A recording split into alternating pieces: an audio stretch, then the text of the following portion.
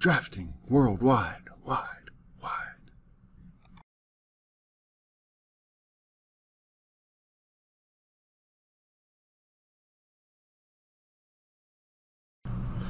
So in this lesson, I just wanted to real quickly go over roof pitch and how it works and how it can change your drawing dramatically. So I'm going to start out by just drawing a very simple basic 412 roof pitch. And what that really means is I draw a line that goes up 4 units, and it could be 4 meters, 4 inches, 4 yards. It doesn't really matter, just as long as you use the same units for the horizontal as well. So I'm just going to type 4, point upward, and hit enter. So I just drew a line up 4, and then I go over 12. So whenever I'm talking slope, and I'll just connect those, this would be the slope of my roof right here. I'll just move that off of there a little bit so you can see that. Whenever I'm talking slope, I always keep the 12 the same. That's just the rule of thumb that we use. So everything's in relationship to 12. So for a 512 roof pitch, I'm going to go up 5. We'll do 6 instead. 6 up, 12 over, connect it, and you can very quickly see that it's getting steeper and steeper. So if I was going to do a 912, I go up 9, over 12, and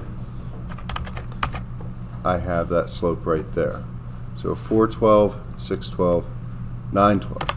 One way that this comes into play, and it's a really big factor, is if I have a building, let's say I just have a,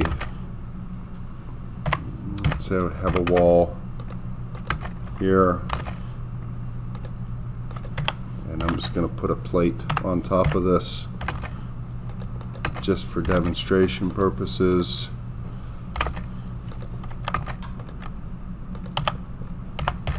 And let me draw a line from here. Let's say I have a building that is 28 feet long, and I don't have my units set up, so I have to set the units up. So the architectural, draw a line over 28 feet. And I'm going to mirror this, and I basically am left with something that has a 28-foot wide building.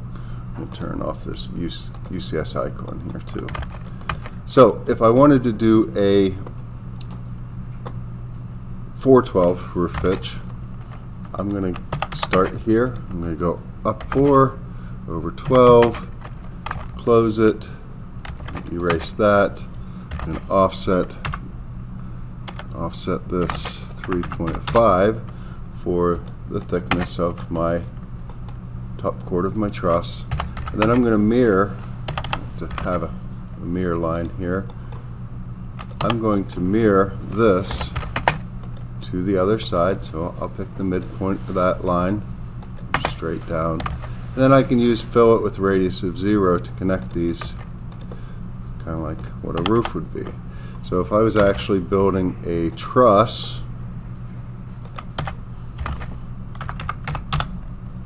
I would end up with a truss that's something like that, and the height of this line from there to there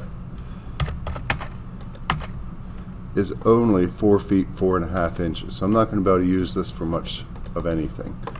Can't really fit much storage up there. So if I take the exact same building, and instead of using a 412, and I bump it up to a 912 instead,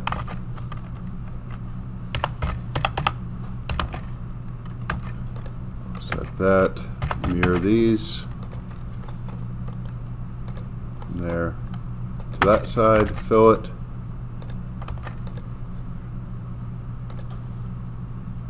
those together, and then whenever I look at my height in the middle, I'm at 10 feet 2.5 inches. So I gained quite a bit. So So I have a total of 10 feet of usable space. Or what I can also do is I can offset this bottom line by 4 feet. And let's say I wanted to have 4 feet as my mark of usable space. Now I can look at it from this perspective and I can say, well, in that attic, that line is 16 feet long.